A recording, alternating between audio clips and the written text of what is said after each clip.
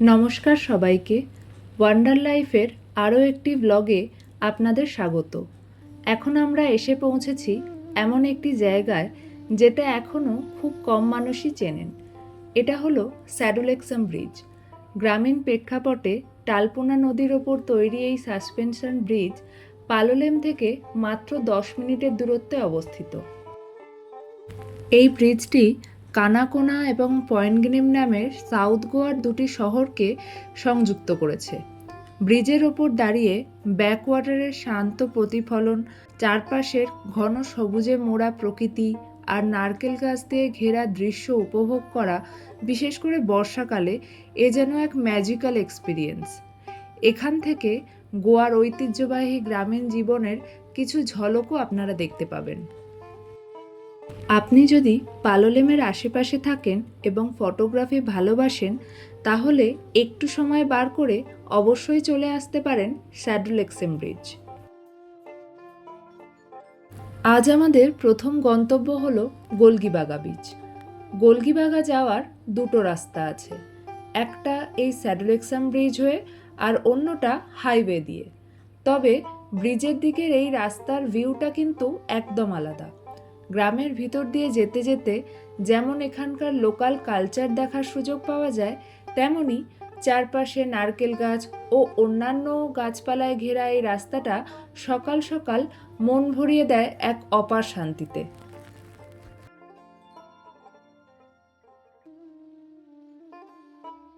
এখন আমরা রওনা হচ্ছি গোলগিবাগা বিচের দিকে, যাকে বলা যায় সাউথ গোয়ার এক হিডেন ট্রেজার। এখান থেকে গোলগিবাগা বিচের দূরত্ব মাত্র 5.6 কিলোমিটার। আমরা পৌঁছে গেছি গোলগিবাগা বিচে। স্কুটি পার্ক করে একটু এগিয়ে গেলেই সামনে সমুদ্র সৈকত।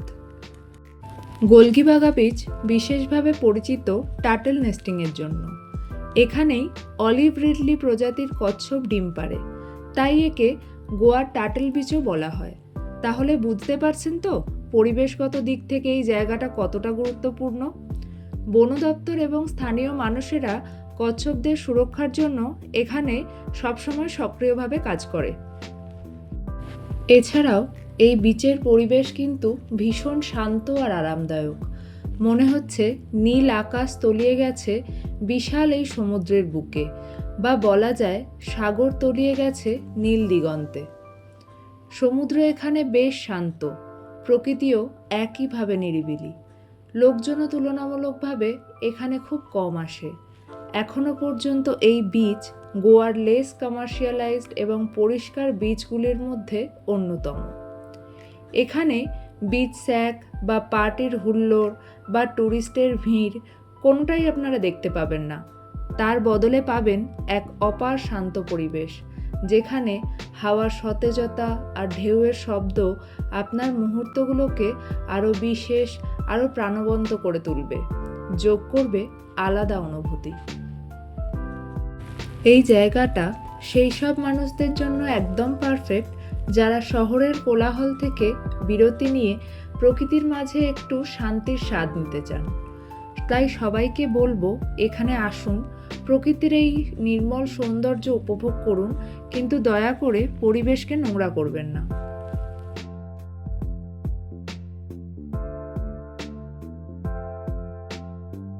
এই বিচের আকৃতিও কিন্তু বেশ ইউনিক। বিস্তীর্ণ এই সৈকত জুড়ে ছড়িয়ে আছে সোনালি বালুরাশি, যার এক প্রান্তে টালপোনা নদী এসে আরব সাগরের বুকে মিশে গেছে। এই প্রাকৃতিক মিলন তৈরি করেছে অপার্থিব এক সৌন্দর্য।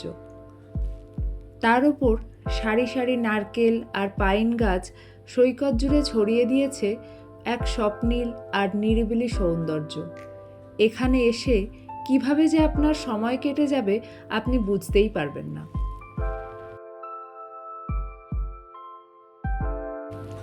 আমরা এবার হোটেলে ফিরছি, তবে এবার চলেছি হাইওয়ে ধরে। ফেরার পথে আবার দেখলাম টালপোনা নদী। এই রাস্তা টালপোনা ব্রিজ পেরিয়ে চলেছে পালোলেমের দিকে। প্রায় হোটেলের কাছাকাছি পৌঁছে গেছি। এখন আমরা এসেছি সেই রেস্টুরেন্টে যেখানে গতকালও আমরা ব্রেকফাস্ট করেছিলাম। আজ আবার অর্ডার করলাম মশালা ধোসা আর চা। বাইরে এদিকে প্রচণ্ড বৃষ্টি হচ্ছে, তাই একটু চিন্তা হচ্ছে, কারণ এত বৃষ্টিতে বাইরে স্কুটি চালানো কিন্তু বেশ কঠিন হবে। বৃষ্টি একটু কমা পর্যন্ত তাই এখানেই ওয়েট করব ভাবছি। ততক্ষণে আমরা খাবারটা শেষ করে নিই। বৃষ্টি একটু কমতেই আবার আমরা বেরিয়ে পড়েছি। এখান থেকে পালোলেম বিচ হেঁটে মাত্র 10 মিনিট লাগে, তাই আর স্কুটি নিলাম না। এই রাস্তায় অনেক দোকান দেখতে পাবেন যেখানে আপনারা শপিং করতে পারবেন। বিচ এখান থেকে আর মাত্র 2 থেকে 3 মিনিট। অবশেষে আমরা পৌঁছে গেলাম পালোলেম বিচে। পৌঁছেই দেখলাম দিনের বেলায় বিচে বেশ ভিড়, কারণ পালোলেম সাউথ গোয়ার অন্যতম জনপ্রিয় বিচ, যেখানে ভারতীয়দের পাশাপাশি সবচেয়ে বেশি বিদেশি পর্যটক আপনাদের চোখে পড়বে। তাই এখানে খাবার বলুন, থাকার জায়গা বলুন, জামা কাপড় বা জুয়েলারিস বলুন, বা যে কোনো সভিনিয়ার আইটেম, সব কিছুর দামই তুলনামূলকভাবে বেশ খানিকটা বেশি। তবে বর্তমানে পালোলেমের রাতের সৌন্দর্য ঠিক কেমন, এছাড়া বিচ স্যাক এবং ক্যান্ডেল লাইট সংক্রান্ত সব তথ্য আমি ডে 2 এর পর্বে আপনাদের সাথে শেয়ার করে নিয়েছি। যদি না দেখে থাকেন, ডেসক্রিপশন বক্সে আমি লিংক দিয়ে দেব। পালোলেম অর্ধচন্দ্রাকার উপকূলরেখা আর সোনালি রঙের বালির জন্য বিখ্যাত। পাহাড় ও নারকেল গাছে ঘেরা এই সৈকত যেন প্রকৃতির নিজস্ব অ্যাম্পিথিয়েটার। এই বিচ ওয়াটার স্পোর্টসের জন্য বেশ জনপ্রিয়, যদিও বৃষ্টির কারণে আপাতত সব অ্যাক্টিভিটিস বন্ধ আছে। পালোলেম বিচে আপনি নিশ্চিন্তে জলে নামতে পারেন, কারণ এখানে চেঞ্জিং রুমের ব্যবস্থাও পাবেন, যা অনেক বিচেই থাকে না। এখানে কিছু লোক বলছিলেন আজ আবহাওয়া একটু মেঘলা আর মাঝে মধ্যেই বৃষ্টি হওয়ার জন্য পালোলেমের আসল মজাই পাওয়া যাচ্ছে না। এছাড়া ওয়াটার অ্যাক্টিভিটিস বন্ধ থাকায় ভিড়ও তুলনামূলকভাবে কম। তবে আমরা যেহেতু প্রথমবার এসেছি, আমাদের বেশ ভালোই লেগেছে, যদিও বৃষ্টি না হলে হয়তো আরও ভালোভাবে উপভোগ করা যেত। আমরা এখন এখানে কিছুক্ষণ থাকবো, একটু ফটোশ্যুট করব, তারপর রওনা হব আমাদের পরবর্তী গন্তব্যের উদ্দেশ্যে। পালোলেম থেকে আমরা রওনা দিলাম অ্যাগন্ডা বিচের দিকে। বৃষ্টির পর যখন মিষ্টি রোদ ওঠে, তখন প্রকৃতির সৌন্দর্য আরও উজ্জ্বল হয়ে ওঠে। যাওয়ার পথে এরকমই কিছু মন কাড়া দৃশ্যের সাক্ষী হয়ে রইলাম আমরা, আর আমাদের সাথে সাক্ষী রইলেন আপনারাও।